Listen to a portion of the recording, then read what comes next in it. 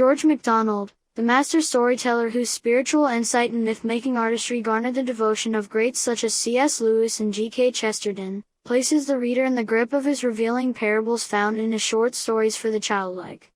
In this, among his best short stories, a young man finds himself lost on a northern Scottish isle in a storm, taken in by the hospitality of a young woman and her mother. But he soon discovers there are more dangers on this island than rain and wind.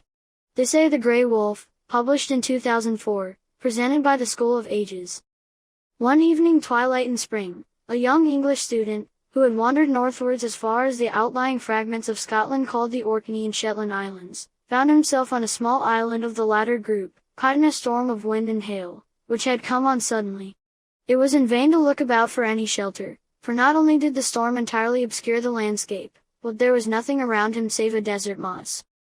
At length, however, as he walled on for mere walking's sake, he found himself on the verge of a diff, and saw, over the brow of it, a few feet below him, a ledge of rock, where he might find some shelter from the blast, which blew from behind. Letting himself down by his hands, he lighted upon something that crunched beneath his tread, and found the bones of many small animals scattered about in front of a little cave in the rock, offering the refuge he sought. He went in, and sat upon a stone. The storm increased in violence, and as the darkness grew he became uneasy, for he did not relish the thought of spending the night in the cave. He had parted from his companions on the opposite side of the island, and it added to his uneasiness that they must be full of apprehension about him. At last there came a lull in the storm. In the same instant he heard a footfall, stealthy and light as that of a wild beast, upon the bones at the mouth of the cave. He started up in some fear, though the least thought might have satisfied him that there could be no very dangerous animals upon the island. Before he had time to think, however, the face of a woman appeared in the opening. Eagerly the wanderer spoke. She started at the sound of his voice. He could not see her well, because she was turned towards the darkness of the cave. "Will you tell me how to find my way across the moor to Sheerness?" he asked. "You cannot find it tonight," she answered, in a sweet tone, and with a smile that bewitched him, revealing the whitest of teeth. "What am I to do then?" he asked. "My mother will give you shelter, but that is all she has to offer." "And that is far more than I expected a minute ago," he replied. "I shall be most grateful." She turned in silence and left the cave. The youth followed. She was barefooted, and her pretty brown feet went cat-like over the sharp stones, as she led the way down a rocky path to the shore. Her garments were scanty and torn, and her hair blew tangled in the wind. She seemed about 25, lithe and small. Her long fingers kept clutching and pulling nervously at her skirts as she went. Her face was very gray in complexion, and very worn, but delicately formed, and smooth-skinned. Her thin nostrils were tremulous as eyelids, and her lips, whose curves were faultless, had no color to give sign of indwelling blood. What her eyes were like he could not see, for she had never lifted the delicate films of her eyelids. At the foot of the cliff they came upon a little hut leaning against it, and having for its inner apartment a natural hollow within it. Smoke was spreading over the face of the rock, and the grateful odor of food gave hope to the hungry student. His guide opened the door of the cottage, he followed her in, and saw a woman bending over a fire in the middle of the floor. On the fire lay a large fish broiling. The daughter spoke a few words, and the mother turned and welcomed the stranger. She had an old and very wrinkled, but honest face, and looked troubled. She dusted the only chair in the cottage, and placed it for him by the side of the fire, opposite the one window, whence he saw a little patch of yellow sand over which the spent waves spread themselves out listlessly. Under this window there was a bench, upon which the daughter threw herself in an unusual posture, resting her chin upon her hand. A moment after, the youth caught the first glimpse of her blue eyes. They were fixed upon him with a strange look of greed, amounting to craving, but as if aware that they belied or betrayed her, she dropped them instantly. The moment she veiled them, her face, notwithstanding its colorless complexion, was almost beautiful. When the fish was ready, the old woman wiped the deal table, steadied it upon the uneven floor, and covered it with a piece of fine table linen. She then laid the fish on a wooden platter, and invited the guest to help himself. Seeing no other provision, he pulled from his pocket a hunting knife, and divided a portion from the fish, offering it to the mother first. "Come, my lamb," said the old woman, and the daughter approached the table. But her nostrils and mouth quivered with disgust. The next moment she turned and hurried from the hut. "She doesn't like fish," said the old woman, "and I haven't anything else to give her." "She does not seem in good health," he rejoined. The woman answered only with a sigh, and they ate their fish with the help of a little rye bread. As they finished their supper, the youth heard the sound as of the pattering of a dog's feet upon the sand close to the door, but ere he had time to look out of the window, the door opened and the young woman entered. She looked better, perhaps from having just washed her face. She drew a stool to the corner of the fire opposite him. But as she sat down, to his bewilderment, and even horror, the student spied a single drop of blood on her white skin within her torn dress. The woman brought out a jar of whiskey, put a rusty old kettle on the fire, and took her place in front of it. As soon as the water boiled, she proceeded to make some toddy in a wooden bowl.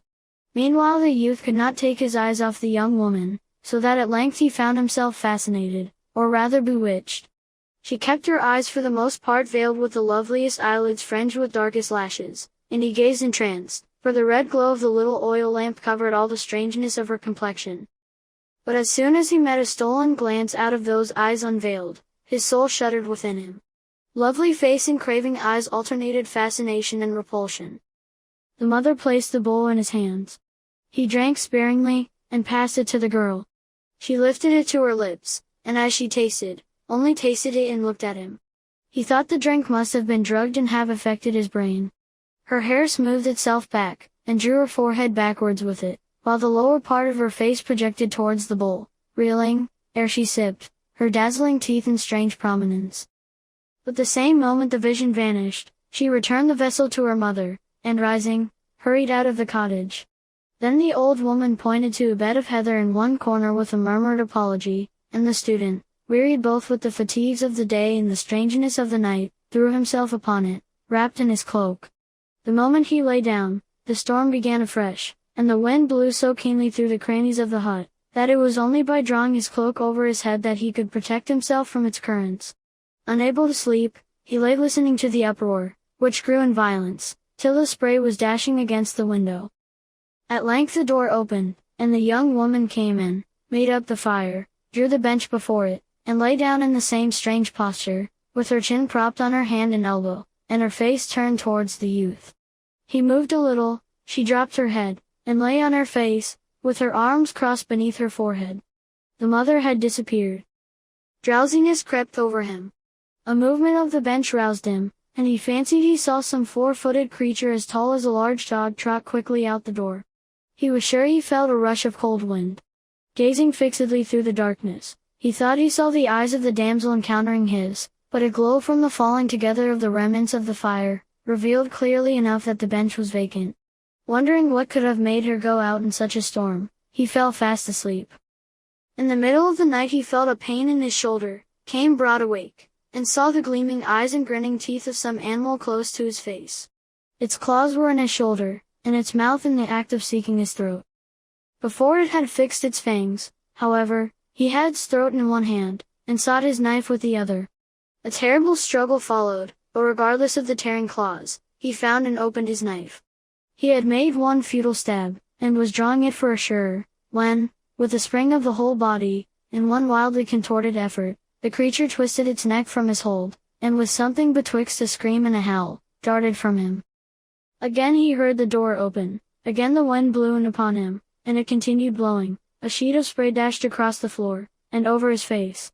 He sprung from his couch and bounded to the door. It was a wild night dark, but for the flash of whiteness from the waves as they broke within a few yards of the cottage, the wind was raving, and the rain pouring down the air. A gruesome sound as of mingled weeping and howling came from somewhere in the dark. He turned again into the hut and closed the door, but could find no way of securing it. The lamp was nearly out, and he could not be certain whether the form of the young woman was upon the bench or not. Overcoming a strong repugnance, he approached it, and put out his hands. There was nothing there. He sat down and waited for the daylight. He dared not sleep any more. When the day dawned at length, he went out yet again, and looked around. The morning was dim and gusty and gray. The wind had fallen, but the waves were tossing wildly. He wandered up and down the little strand, longing for more light. At length he heard a movement in the cottage. By and by the voice of the old woman called to him from the door. "You're up early, sir. I doubt you didn't sleep well." "Not very well," he answered. But where is your daughter? She's not awake yet, said the mother. I'm afraid I have but a poor breakfast for you. But you'll take a dram and a bit of fish. It's all I've got. Unwilling to hurt her, though hardly in good appetite, he sat down at the table. While they were eating, the daughter came in, but turned her face away and went to the further end of the hut. When she came forward after a minute or two, the youth saw that her hair was drenched, and her face whiter than before. She looked ill and faint, and when she raised her eyes, all their fierceness had vanished, and sadness had taken its place.